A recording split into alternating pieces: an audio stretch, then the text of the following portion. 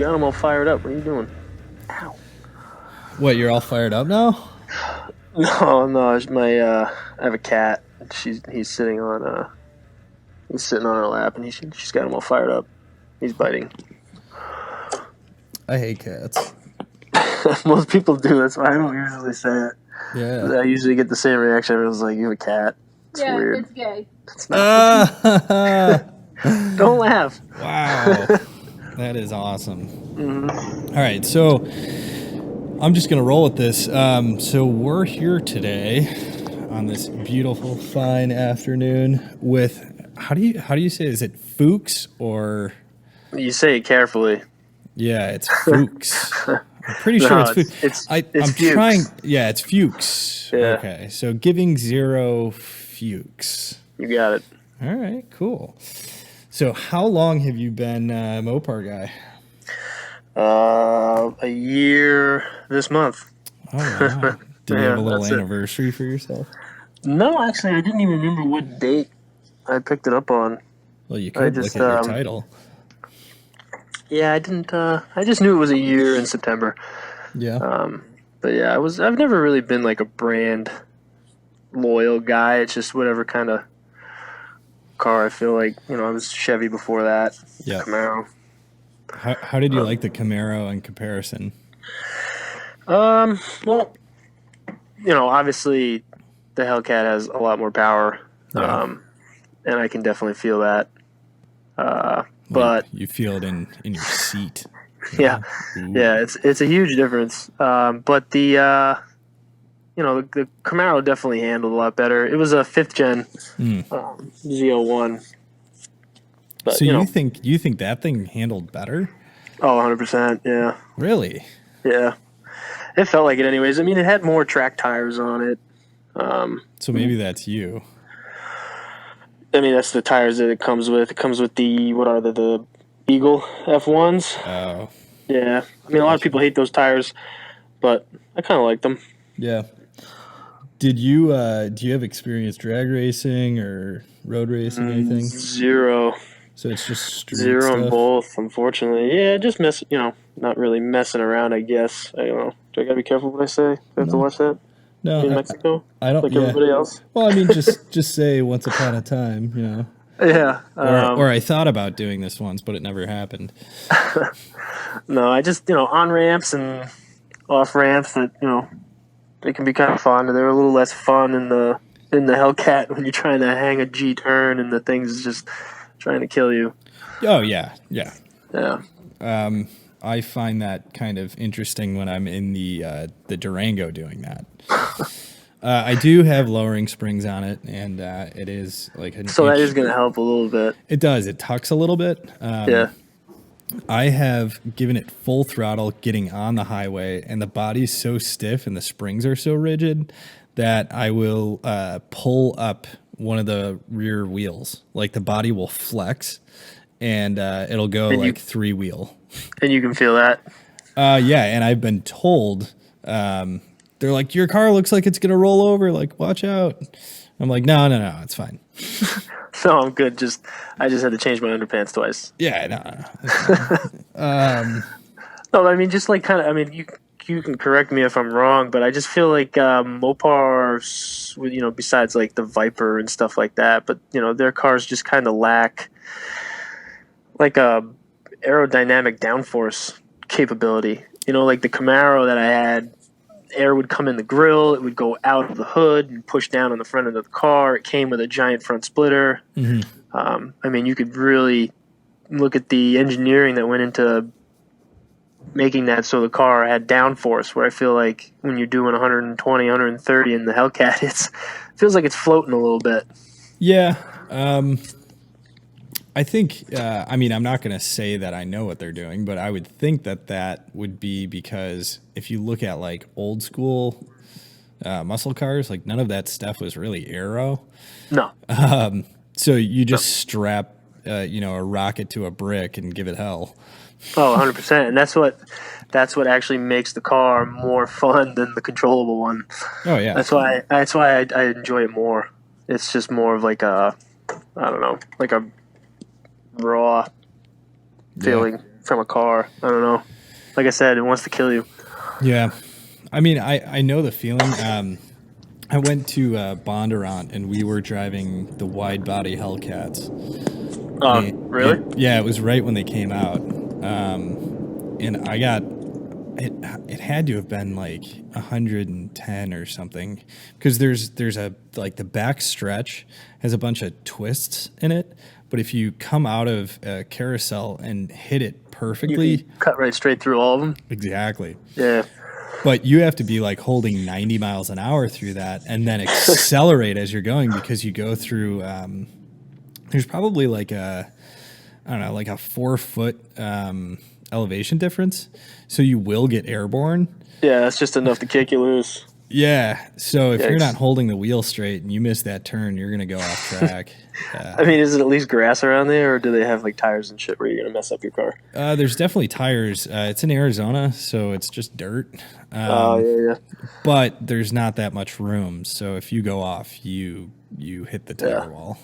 Yeah, and if your car is supercharged in the 110 degree heat, you're basically making the same horsepower as a non-supercharged car. Yeah. Well, actually, that was really surprising, because in the wide body they put a lot of the demon parts in it. Like, I don't know what comparable is comparable.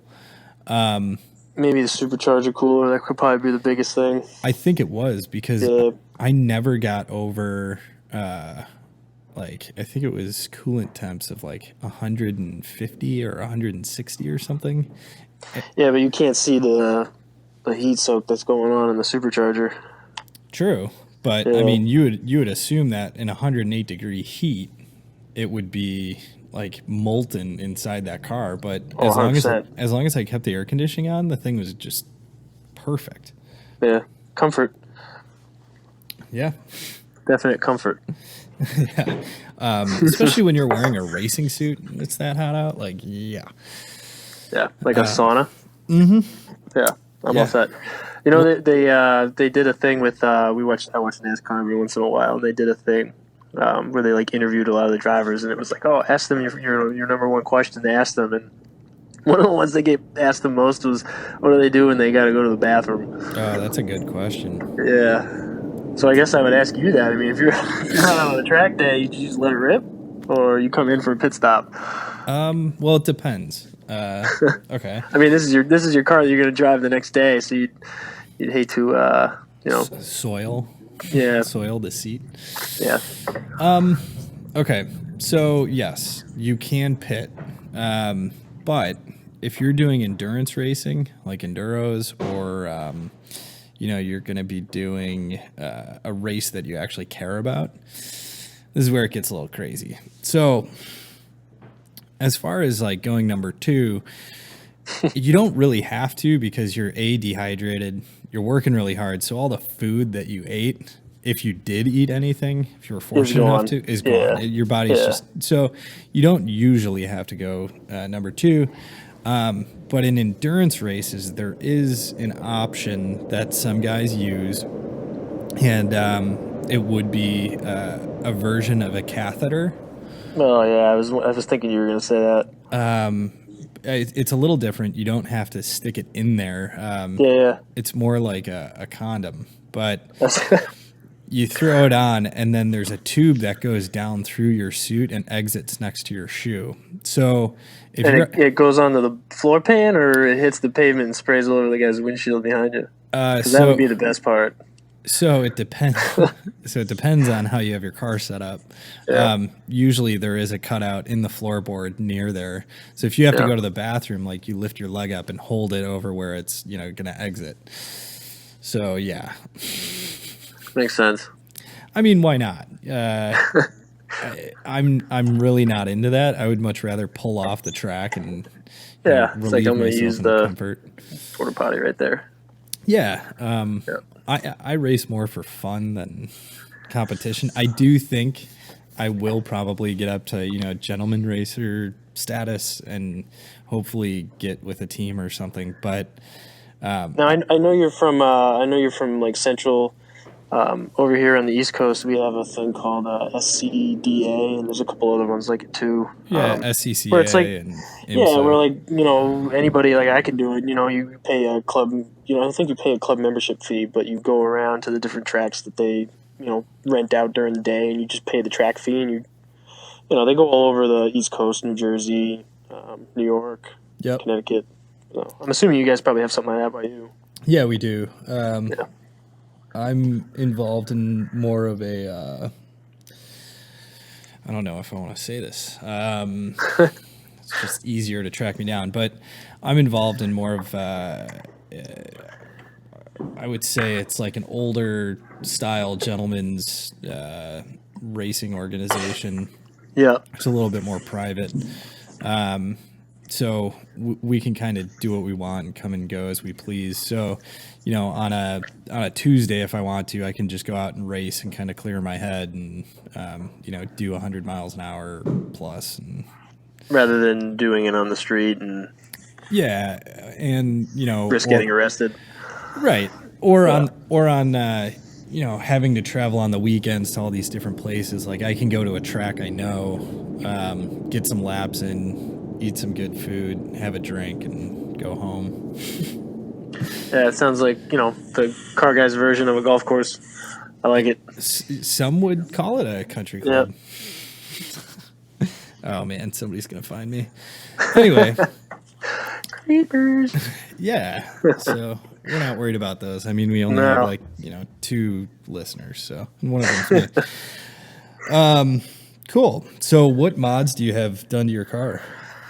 Nothing crazy. Obviously, I got the Suntech PPF wrap on there. Mm-hmm. And then how do you as far like as that? engine, so far I like it. Yeah. It comes in you can either do gloss or matte. I went with the matte finish. So you can take a gloss car and make it matte with that? Yeah, dude. My car was pitch black. So if you put that on, say, STL Speed's car, it'd be matte white. Oh, nice. Yeah. Yeah, it's pretty sweet. But the biggest thing is just like, if somebody, it's full car self-healing protection film. It sounds like I'm advertising for them. I'm not sponsored for them. I paid for that pretty much thing in full. So no plugins here. But, it just kind of gives you peace of mind if somebody brushes up against it with like a button on their jeans or something. It's not going to hurt it. Yeah. Like the other day I was washing my car and I had my windshield wipers up and I had to, when Dodge made the hood of the Hellcat, those little air vent things right there by the intake, when you wash your car, your entire engine bay gets covered in water too. Yep. Which is fun. Yeah, you have them on your Durango, right? Yep. Yeah, it's awesome. Yeah, so I have an aftermarket intake, so I got to cover it with a freaking bag so it doesn't get filled up with water. And then when I start my car, my supercharger sucks in water. Yeah. So I went to go lift my hood up to take the plastic bag out of there because I forgot and started the car and it stalled out immediately. Yeah, it was a great wash day. It was early in the morning. But so I lifted the hood up and my windshield wipers were still up and I just heard them freaking crunch and scrape. Yep. And I peeled back some of the wrap on my hood right there. But if I didn't have the wrap on it, I would have took all the paint right off of it. Yeah. So I actually have a good story about that. When I bought my Durango, the salesman came out to like check it out because it was one of the first ones in the Midwest. I was going to say, you've had that for a while and they haven't really been out that long. I've had it since 2 years? September of 17. So they've been out for 2 years. Yeah. Yeah. Wow. Crazy. So yeah, the salesman comes out and he's like, "Oh, I got to check out this engine," and we're hanging out, and like I'm, just coming to terms with the fact that I just bought a car. Right. And they're prepping it. Yeah, they're prepping it and getting it ready. And he goes to lift the hood up, and they have the windshield wipers out, and he just destroyed the paint where they are. Yeah. And I'm sorry, but that's new hood time. I mean, you can repaint it, but oof. So they wrote me an IOU, which they never followed up on. Nuh-uh. And so I ended up getting the car repainted recently. just because it had rock chips. I didn't have the PPF film. I had ceramic coating. Yeah, that doesn't really do much for No. And if I were to do it protection. again, I would just do the 3M or PPF, whatever. Yeah, just do the front clip. Yep. And so actually it was I think it was the day before I got engaged. I was like losing my mind, like trying to, I mean, you're getting engaged, Yeah. you're freaking out. I'm not already stressed out enough because I got to ask probably the biggest question in my life, but now my car's getting messed up. And so I'm like, you know what? It's been a while. I haven't done a decon wash. I haven't revived the ceramic coating. I'm just going to like detail the crap out of my car. It's going to give me something to do and focus on. So I'm going through it with a fine-tooth comb. I mean, it looks great. And then all of a sudden I look at the front end and there are just rock chips all over it. And I start freaking out. And I'm like, oh, God. So I take it to my buddy and I'm like, hey, could you touch these up? He's like, we got to repaint the whole front end. Like, it's going to look like crap. So I swallowed it. I swallowed a big bill to get the whole front end redone. But they did a great job, and they wrapped it, and they color matched it perfectly. But that's what you want. Yeah, it was an expensive lesson. Oh yeah, and I just know that like when you repaint a car, it's not the same process. It's not the same. They say it's the same paint, but it's just not the same process that they do when it's on the assembly line. Yep. So 4 or 5 years down the road, if you take a magnifying glass to it, really, you're going to see a difference. Oh, yeah, and you're going to probably see the factory paint look worse than the new one. It's definitely possible, especially, can we talk about the bad paint on Mopars? Oh, and the fitment. Dude, that's why I wrapped my car, because it's just like, the orange peel was just horrendous. And I know that kind of like keeps like a nostalgic thing, because Mopars always had orange peel way back in the day. So I don't know if they're doing that on purpose. I hope not. But I just feel like it's so thin. Yeah, it is. It's so brittle. It is. Like anything you do to it, it's just paint's gone. Yep. Yeah. And, I mean, that's what I experienced. Like it just cracked and went away. Yeah, it's not fun. But the funny thing was the blend job, the guy that, redid mine, blend job's perfect. But he actually used the same paint that I think Porsche uses. Yeah, I thought I heard you talking about that when you were talking with SRT Warriors. Yeah. Yeah. And so it's a better paint. Oh, my God. So this girl I'm seeing right now, she opened my car door yesterday. And it was on the back. And I think that door was touched up. But it was on the back and it hit her, her car. And she's like, oh, it left a mark on my car. That means it's cheap. And I'm like, no, look at it. It just scratched your car. I'm like, look at my door. And like, you could see where like, basically the paint had already like started to heal itself. And it was, I just like rubbed her mark off and there was like a huge chip taken out of her car. What kind of car does she have? It's a Honda. Oh, it's a Honda, yeah. I was like, yeah. And then I sent her a picture of it later, and I was like, ha. All gone. Yeah. Well, it's like I have a friend that has he's got a Lamborghini, and he was walking, I don't know if he's just going to listen to this, but he'll know who he is.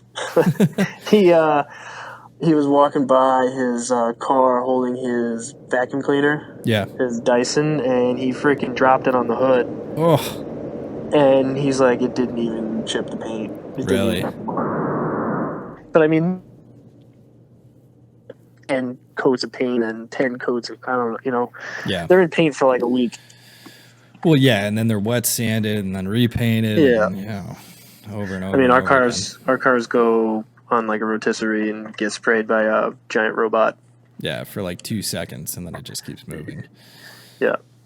I mean, I think the thing, especially with the early Durangos, I mean, SRT just took, a normal Durango off the assembly line, threw the motor in it, and put the SRT Jeep stuff in it and said, hey, let's give it a shot.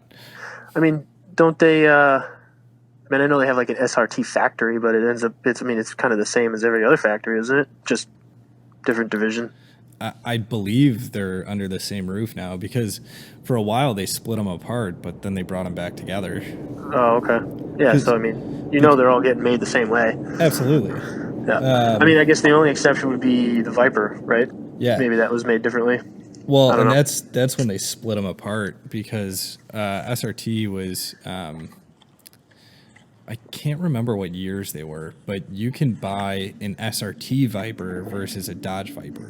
Correct. Yeah. That's when they did the split because it was a separate company. Because they're not Dodge Viper anymore. Well, the newer ones aren't Dodge Viper, right? They're just SRT. I think they remerged for the last production run.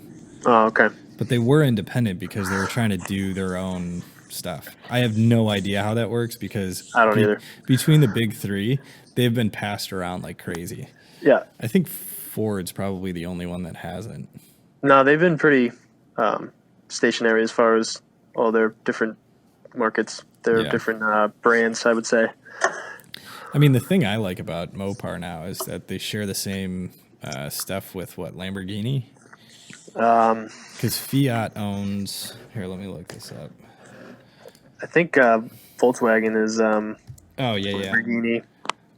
Volkswagen. If it's not Fiat, it's Volkswagen.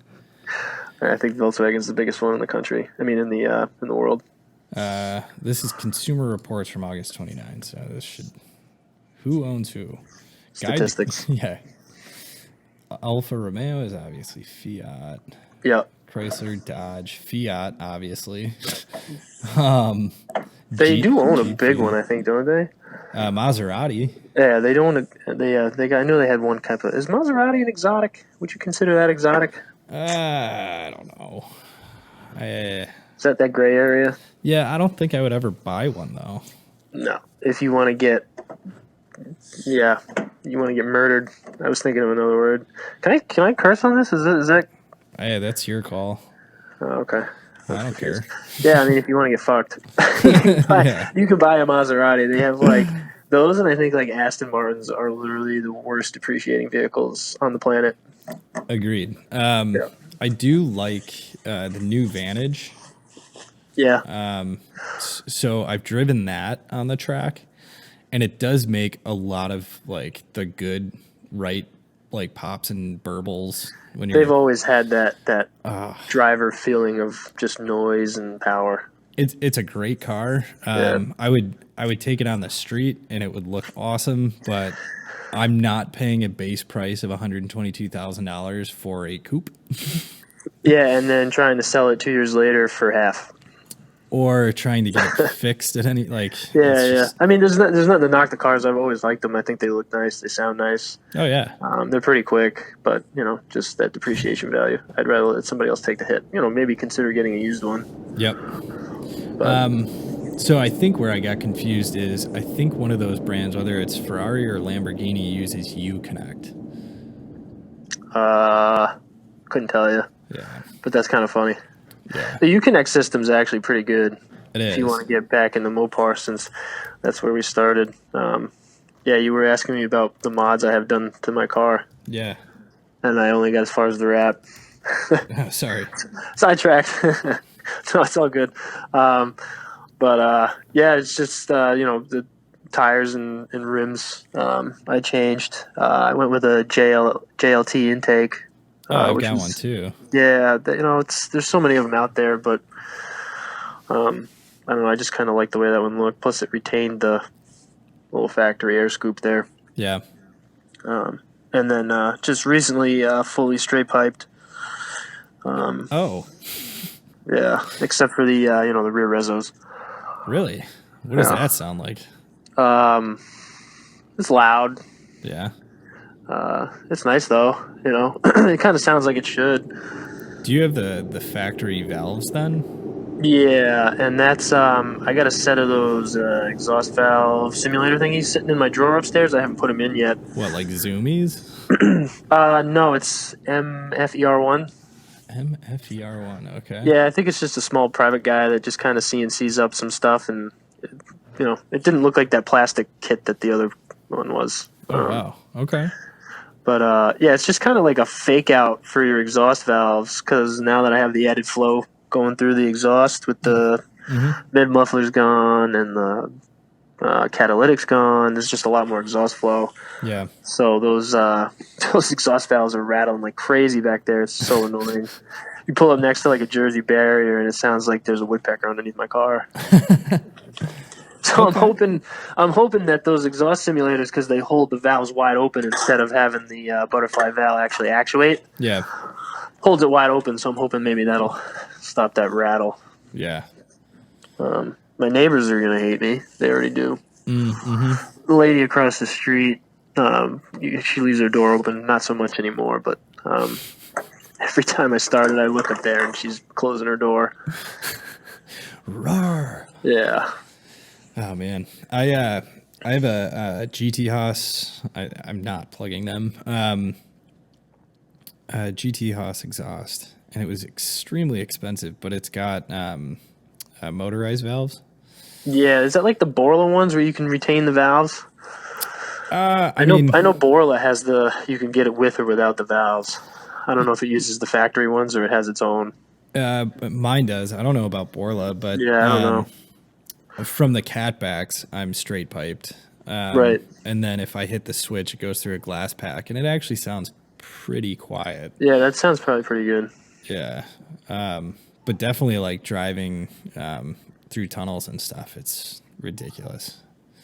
So. Yeah, my favorite thing is when you're driving next to Jersey barriers because it kind of like echoes off. Oh, yeah. And you have your window down and you can just hear that rat, rat, rat, rat, rat. Well, the most fun is like, I talk about this every once in a while, but I was driving up north to like Milwaukee, and there's this dude in a Subaru WRX, and I had the valves closed because I was just like, I was just driving on the highway, not doing anything crazy. And all of a sudden he just starts getting into it. And so I take off, I open the valves, and I just go. Wow. Yeah.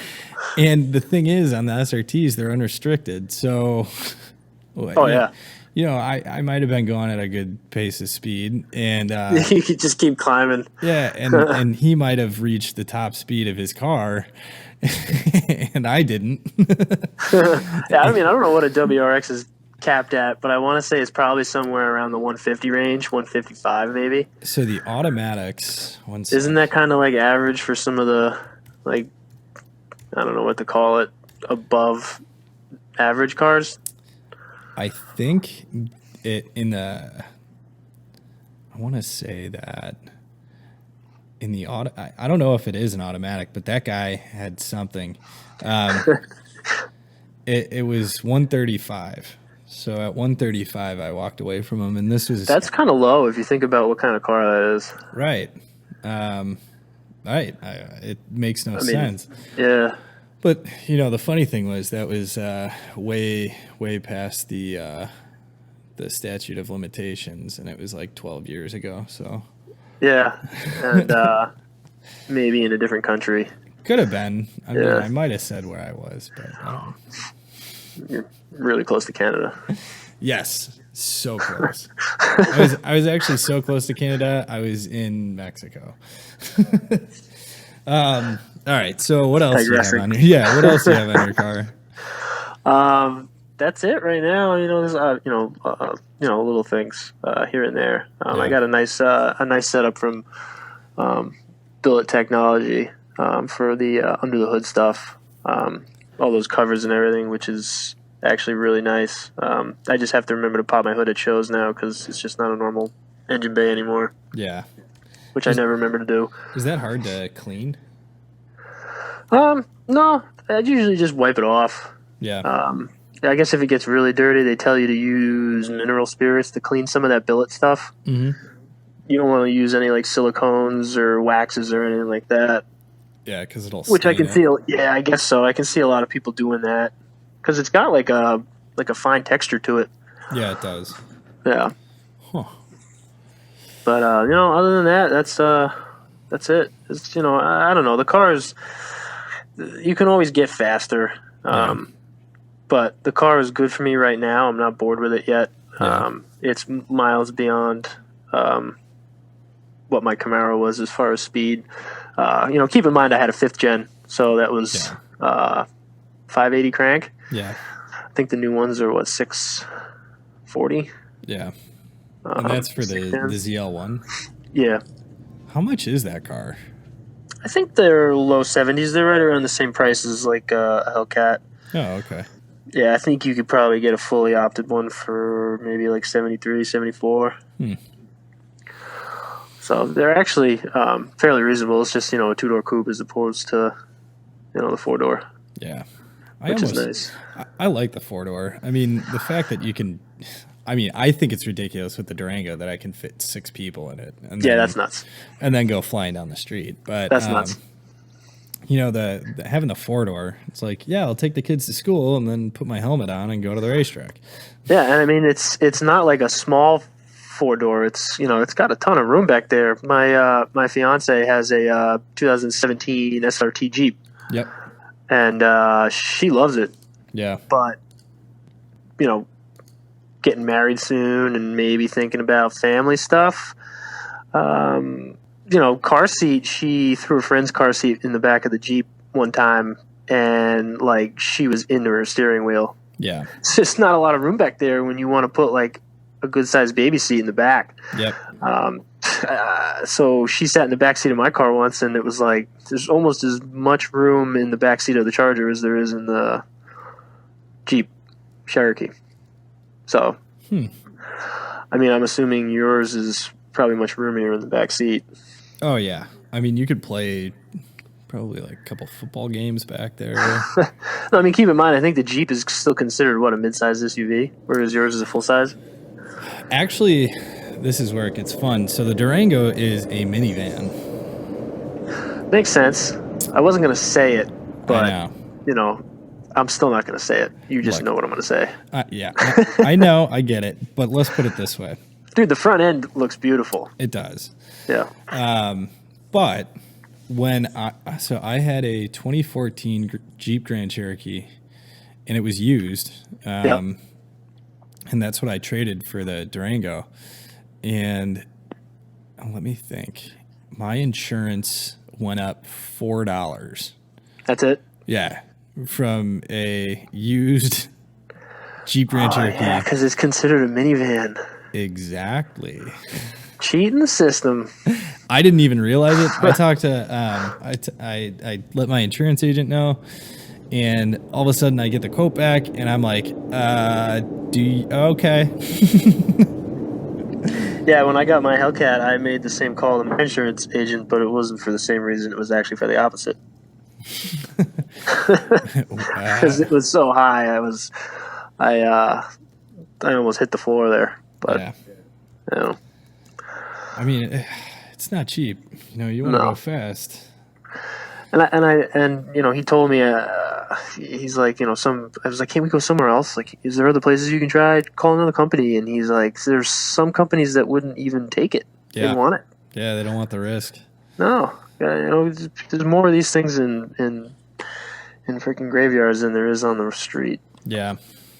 Well, if you want a Hellcat motor, you could probably find one pretty easily. Oh yeah. Might put it in the Corvette. Make Warriors happy. Hey, I mean they're putting them in Mazda Miatas, so I would love to drive that. Have you seen that video? No. Oh man, I think it's actually going. There's a couple of them that have gotten it done, but if you haven't done it, I would suggest YouTubing Hellcat Miata. Yeah, there's one that's going up for sale in one of the auctions that's coming up that's on TV, Mecum or Barrett Jackson or something like that. But it's actually a pretty clean build. Full Hellcat swap in an orange Miata that can probably do like, I don't even want to know how fast it can go. Probably not safe. No. Yeah. I would love to see that. I'm gonna definitely watch that. Yeah, it's amusing. I would also like to see how that feels on the track because you have a giant engine in the front of a Miata, and so basically all the good parts of the Miata are just gone. Oh yeah, I mean your weight ratio is like 80-20. What's the normal size motor that's in a Mazda Miata liter wise? I think it's a 1.8 or a 2.4. Oh, it's smaller than the supercharger that's on the Hellcat motor. Yeah. Well, let's do some research really quick. I bet you it is. Did they have a 2-engine option, or was it just only one engine in those? It I don't depends. know anything about those.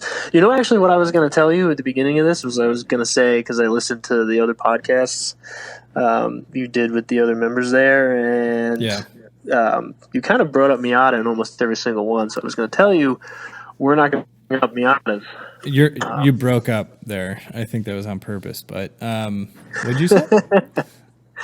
I lost track. You were talking about Miatas with the other members. And I was going to tell you in the beginning here that we weren't going to bring them up. But I brought them up. Yeah, that was on you, not me. Yeah, my bad. I'm not saying that I'm a fan of them. I actually want to avoid them at all costs, but I can see where you're coming from a track standpoint. Yeah, it's a great track car. Yeah. And the thing is, like, as far as racing series in my area goes, there's tons of Miatas. So there's actually competition. 100%. Yeah. It's either I get into Miatas and it's cheap and affordable and I can have fun, or I go to the GT class and I go absolutely broke. So if I get into the GT class, I'm rocking a Corvette or a Porsche. Yeah. I could do a Camaro. I could do a What about Hellcat. like if you go like older school BMW, like an old school M3? I could.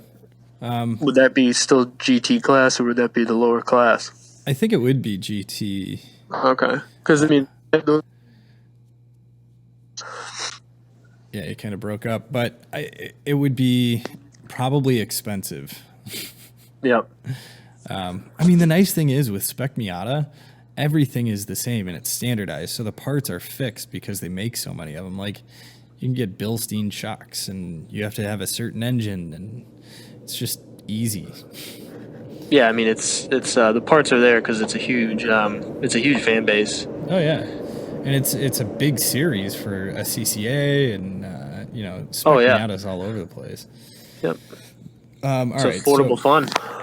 Seriously, and it's competitive. Because most of the guys that I would race with are, tenths of seconds within each other.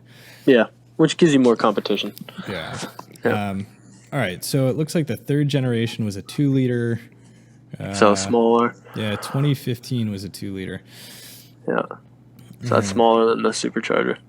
So I think the supercharger is like a 2.3 liter, 2.2, something like that. Yeah, that's silly. Yeah. I have a friend that just put a 4.5 liter Kenny Bell on his. Jeez. It's like, holy smokes, man.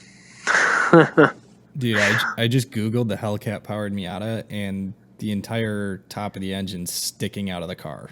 Yeah, I mean, they can't fit it under the hood. Like, why it looks put more a hood badass. on it? It looks more badass. Holy crap.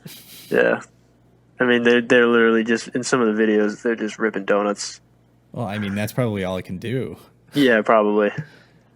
He's probably actually trying to drive straight, and that's what happened. Yeah, I mean, the wheels are straight in most of these pictures.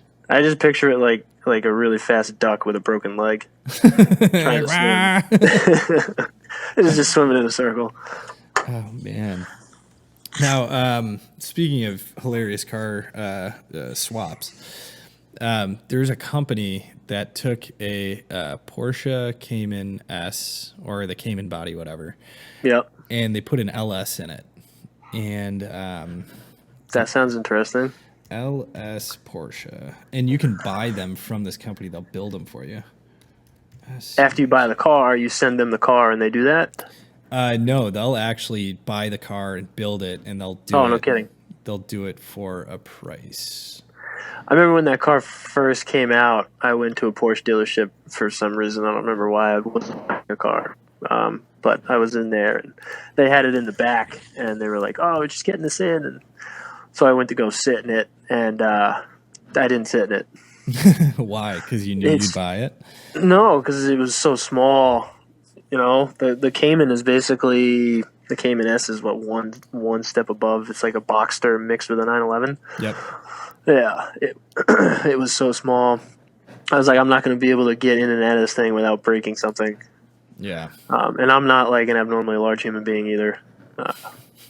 So I don't know. It was very small. I'm trying to see here. But I can imagine putting a larger motor in that would be pretty rowdy. Yeah. Yeah. So it looks like this company called Renegade Hybrids does it. 914. I don't know. There's another guy on YouTube too that if you look him up, he's done a Charger. Yep. And he's done a Camaro. I think you know what I'm going to say. And he's done a diesel swap in them. And he's put a Cummins in a Charger, and he's put a Duramax in a Camaro. That is awesome.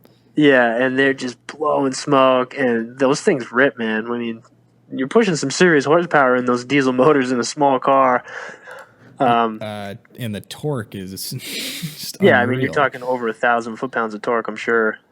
So it's just like, wow. And I mean, I'm sure it can't handle it all. No, but you know, this guy actually does the work. He's got a garage, and I guess he sells it. Huh. If you want to give him a car, he'll put a diesel motor in it for you. That is awesome. Yeah. Why can't I find this? It was a green Cayman.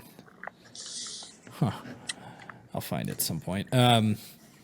Really cool. I mean, I would love to, just have that. And they were still able to retain, the stock engine location, and they had to move the firewall, I think 2 or 3 inches. But so they made it even smaller inside of it? Yeah. But I think they had like 700 horsepower, and it's... I mean, what is that car normally, 400 something? Yeah, I think it's around there. Yeah. And then its weight distribution actually was better because they moved the engine towards the front axle. So I think it worked out better. Yeah, I mean, they've been doing some crazy stuff with motor swaps lately. It'd be interesting to see what they start putting that Elephant motor in, that 426 there. I mean, honestly, if I ever blow my engine... Hey, think about it. Think about it. I just got to let that warranty expire, and then it can get crazy. I mean, are they making... I mean, you'd have to custom fabricate all the motor mounts and everything, I'm sure. Yeah. I wouldn't be surprised if I would have to strengthen the body because it's a unibody. Because that motor would probably rip itself out of the car. Like I just picture the motor just jumping out of the car and the car just sitting there rolling around. Yeah, just gone. Thinking about, there's a couple Durangos out there, like twin turbo Durangos. I don't know if they've ever fully sent it. Because you have to change over like the transaxles, the diffs, the God. I'm assuming you know all this because you've looked into doing it. Yeah, and then the parts added up to about $100,000, and I was like, no. Whoa. You have to get a transmission, transaxle, the shafts, like the axle shafts. And everything that you can get is either going to be specialty, like built, or like forged. Yeah, whatever. so I mean that stuff's not sitting on a shelf. No, or you order it, they cut it. Or the other option is to swap over to all Trackhawk parts. That seems a little more feasible, doesn't it? It is, but when they were designing the Trackhawk, they would like build the parts that they were going to use, then destroy them, and then bring them back in, figured out how they failed, build another set of them. So what I heard from the sales guy when I was talking to him about possibly getting a Trackhawk, he was like, they're building like, I think like 1.5 cars to every car because they know they're going to break parts because they couldn't, dial it in. They can't handle it. Yeah. Yeah. So, I mean, he said they were moving into like aerospace components to handle the... I mean, aren't Trackhawk owners having problems with something? I remember seeing something structurally. Google. Yeah, I think there's like some sort of thing where 2015, 16 superchargers were having issues with bearings. I think Trackhawks are having like a repetitive problem with something going on. Yeah, it looks like I could be making that up also. engine problems.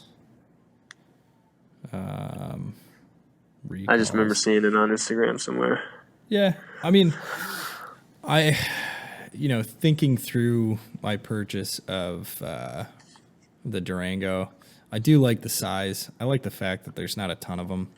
Bigger's better. It is. I can haul a lot of stuff. I use it primarily for work. But,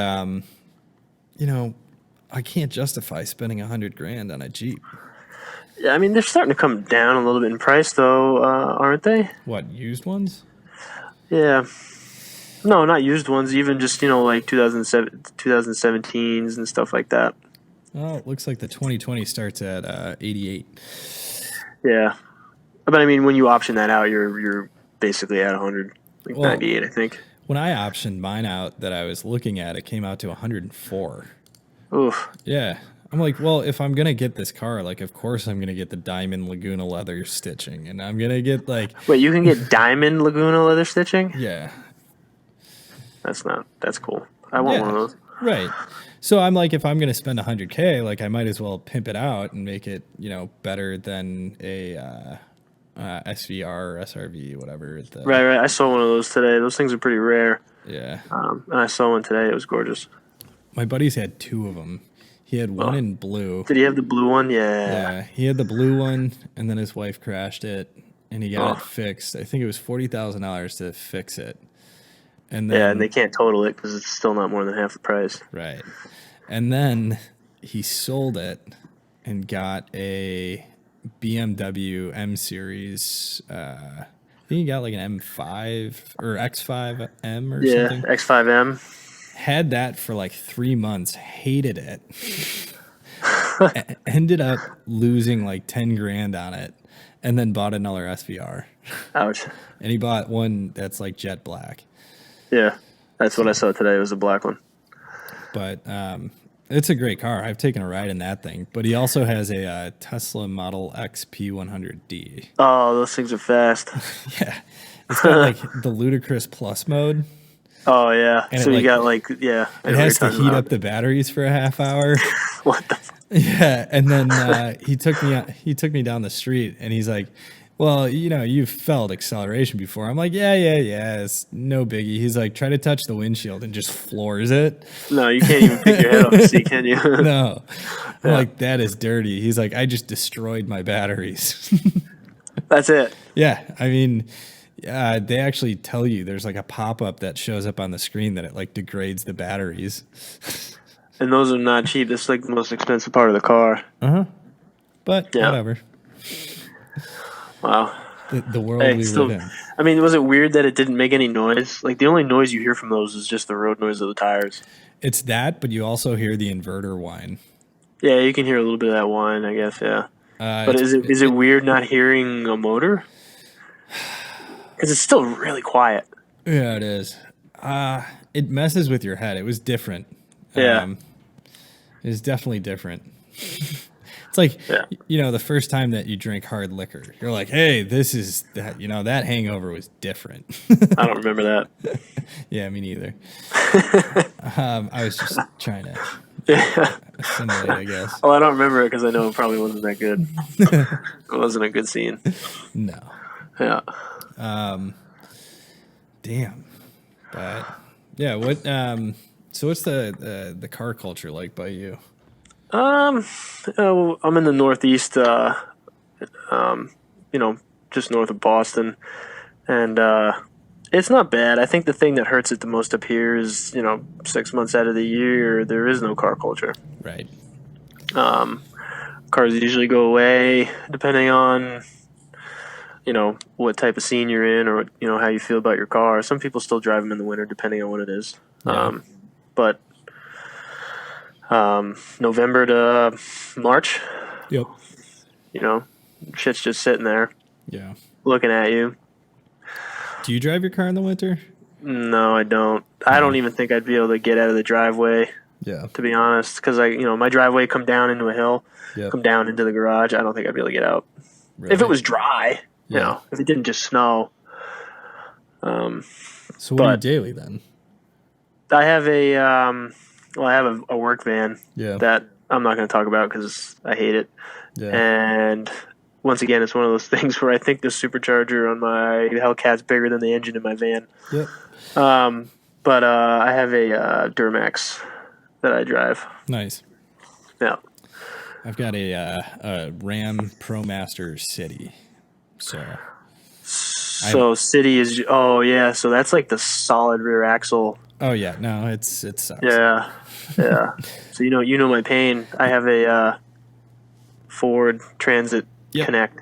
Yeah. I've heard that I look pretty funny driving it. I just try not to drive mine. I don't have a choice. Get employees. Yeah, right. That's a whole. But no, I mean, I have headache. I have a friend that drove his Hellcat in the winter.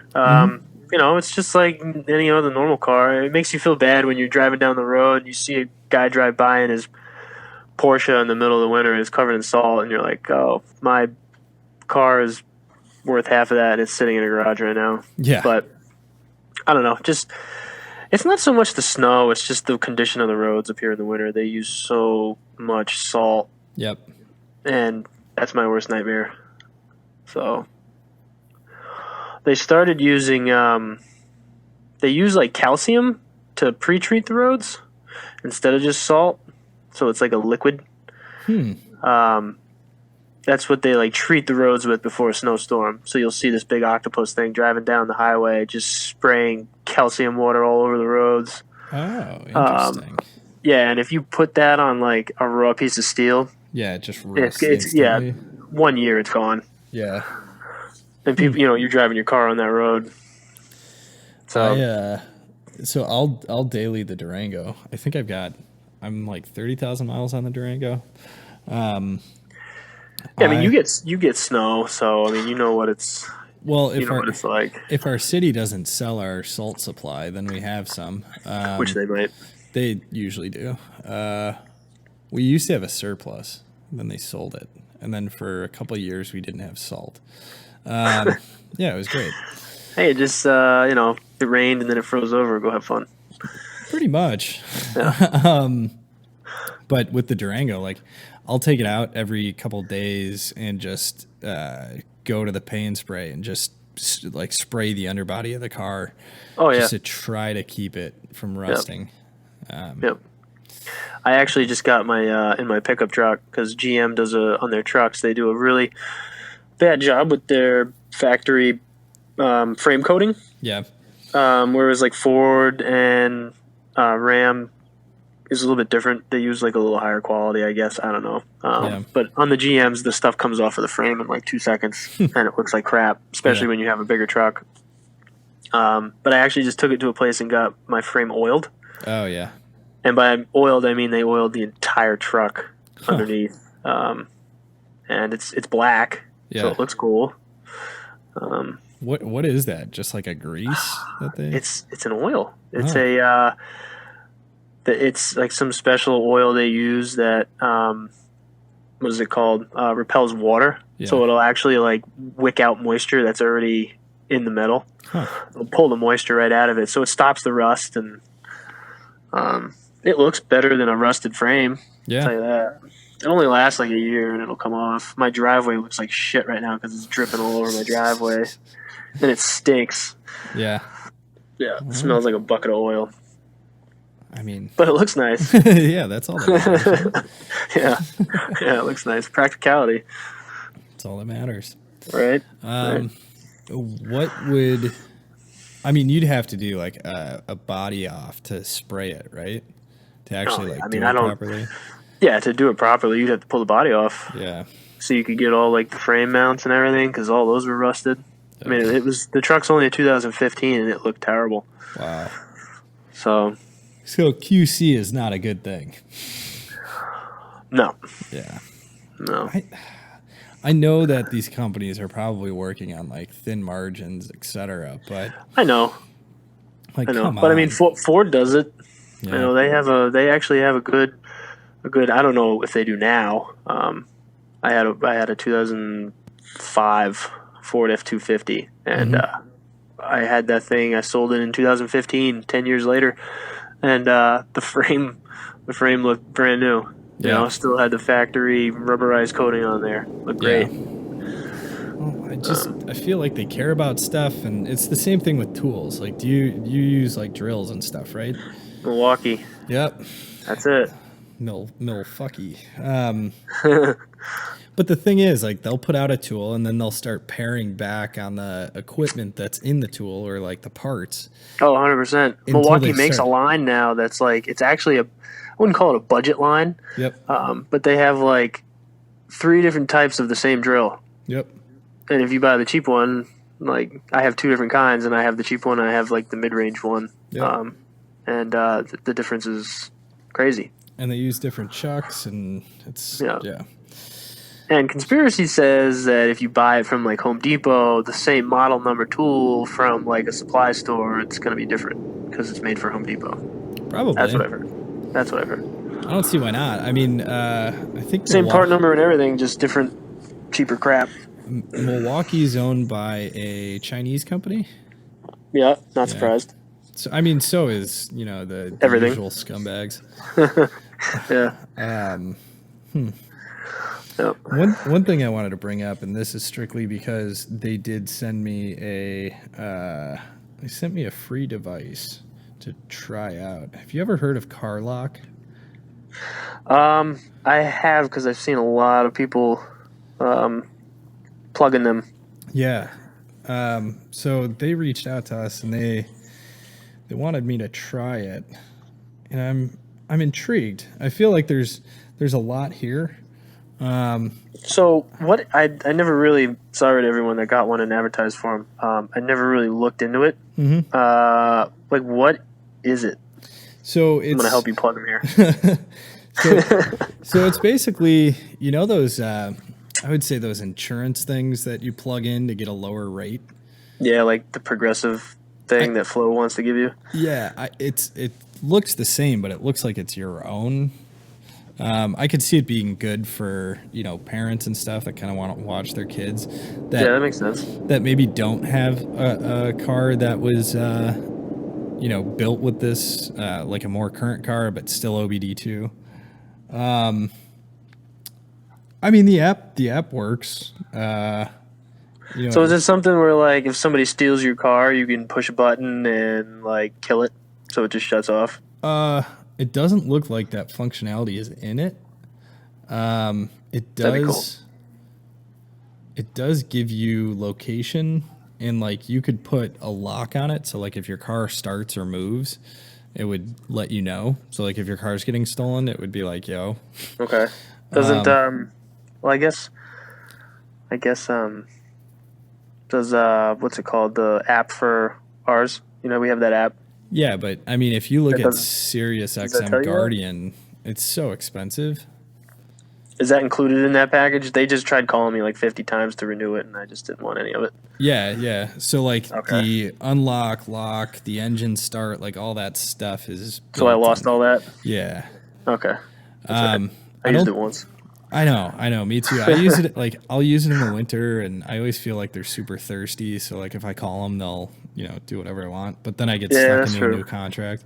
It's like cable company. It's like, I really don't want to do this anymore, and they're like, well, let me give you this. Okay. They're the worst.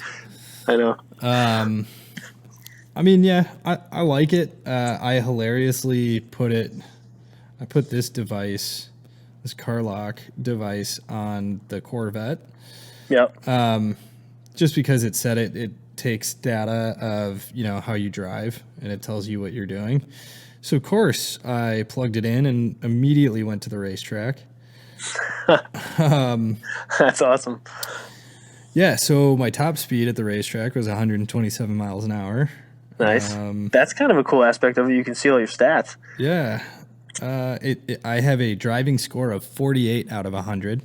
So that's good, right? It's like golf, lower is better. Sure, yeah. I started from with a race car standpoint. I started with 100. Yeah. There's a point. Yeah, lots of heavy braking. aggressive maneuvers, apparently. Let me go back here. Because you can go through like the logs of everything, and it'll show you. It's like a your trips. breathalyzer for your car. I mean, I don't know if I want to put it at that. Nah, something like that. I mean, it's a great idea. Like here's one with like a caution sign, and like there are just speed caution signs all over the quote unquote racetrack. Right. Because does it know does it have like a map built in so it knows the speed, or just you're obviously going way beyond what any speed limit possibly would be? I think it might know through like maps, Yeah. but it's saying braking 909, acceleration 911, acceleration 911, speeding, acceleration, speeding. This is all in 1 minute. It's just like That's 1 minute. yeah, it's just hammering. About half a lap. Yeah, 127, and then braking in the same minute. Well, better braking than crashing. Yes. Airbag deployed. Yeah. Abrupt stop. There's a hairpin. So yeah, that I mean, it's interesting. Now, I would really like to see if this would be at all possible, which it might be, if there would be like a way you could pay for more and actually like pull diagnostic logs and codes. I mean, and it's plugged stuff. into your OBD2, so it should be able to do all that. I would think so, but one of the things that got me was I just went to AutoZone because I destroyed the exhaust on my Corvette. Right. The exhaust valves melted inside of it. It's hilarious. Do you have problems with your catalytics? I probably do. I hear some rattling. Yeah. I know the whole entire. Yeah, they're probably system. melting too. Yeah, the entire exhaust system needs to be changed, and that's just because it might Straight be. pipe. So I got to get that done, but I went to go check the code to make sure it was that and not my engine was about to explode. Right. And so they read the code, and I'm like, hey, could you just clear it? And he was like, we can't clear codes anymore. I'm like, what? I was like, he's like, yeah, it's against the law because the manufacturer has to do it. Uh-oh. I'm like, oh, God. Like, so I can't do whatever I want anymore? Like, I did pay for the car. What the hell? Right? Why am I restricted to what I can do with it? So, I mean, it might be like an AutoZone policy or, whatever, but whatever. Yeah, they don't want to get sued. No, especially if someone's car blows up. Yeah, that too. So, yeah, this car lock thing, I think it would be good for some people. I'm probably going to put it on, my work van. Yeah, that would make more sense. Yeah, I could see when your tools run away or something like that. Yeah, something happens to it. That would be cool because it's Bluetooth to your phone. I'm assuming for the app. It's actually a cellular. It's got a SIM card in it. So, do you pay a monthly fee? Yeah. Okay. I'm not sure what it is. I think they give you some time free if you plug them. Yep. So I think that's why people were doing it. It would be cool if they have like a connectivity to their app, and it showed you on the app also a section like the SRT pages, like just kind of some of the information that it's pulling in, because there's a lot of information in those OBD2 ports. Oh yeah, I mean, I don't know. I think I posted this on my Instagram. The Corvette has a built-in performance data recorder. Oh yeah, you have that on the heads-up display, don't you? Yeah, and so. Shows you G-force and everything too on the recorder. So I can get like the amount of braking, the steering angle, the G's. Yeah, that's cool. It gives me a GPS map of the track I'm on. Now, you can correct me if I'm wrong. Do the SRTs have that, but you have to put a memory card in? I don't believe they do, actually. Okay. I think because it's an actual camera, right? Yeah. So okay. Yeah, we don't have that then. Yeah, it's a camera that's forward facing. Right. So, like the nice thing is, especially when you're learning to race, like it teaches you, like, hey, I kind of went heavy into that corner. Maybe I need to try this next time. Yeah, no, it's definitely a good tool. And I think the new ones that I know Porsche is using them, it actually gives you like you can set up the track you're on, and it'll give you it like the turn in and it knows the track, so it's like Forza built into your windshield. Yeah, so it'll give you That's like awesome. the amount of steering you have to put in, and the apex, so you can when to brake. Yeah, that's awesome. So the Porsche guys can go around the track even faster than they normally do.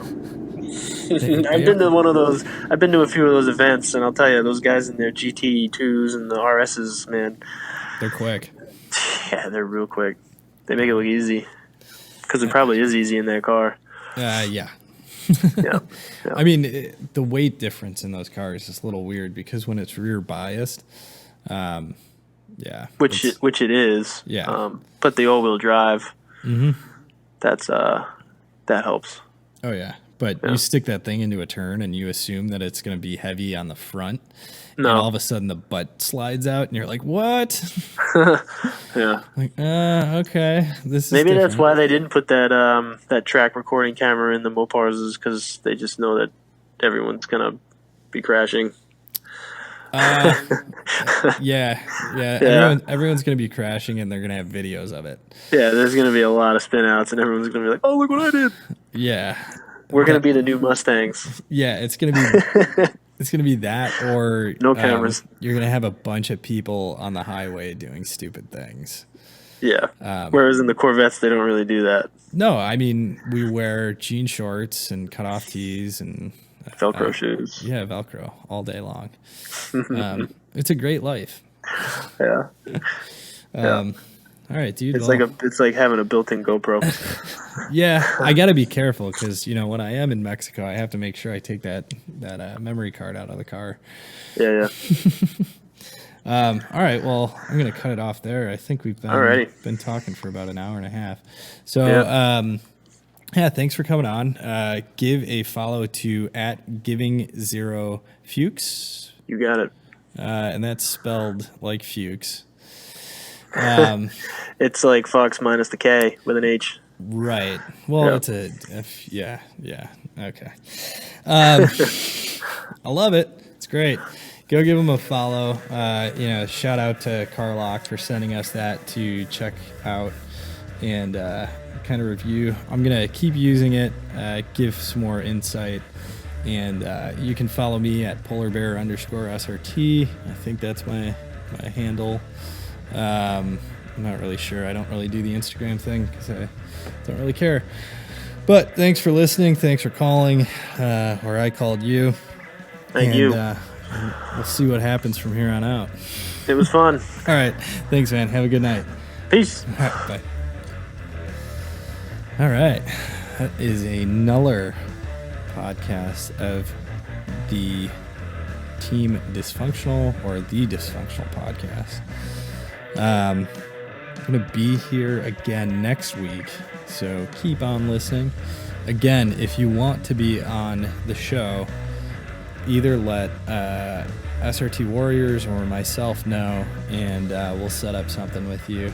We want to talk about your cars, the community around your car, stories you heard tonight. We kind of went off on a tangent, and thanks for listening. We're on SoundCloud and YouTube right now. Thinking about expanding, but I'd love to get some more insight and some comments going so we can get better at this. So thanks again for listening, and I'll see you guys next week.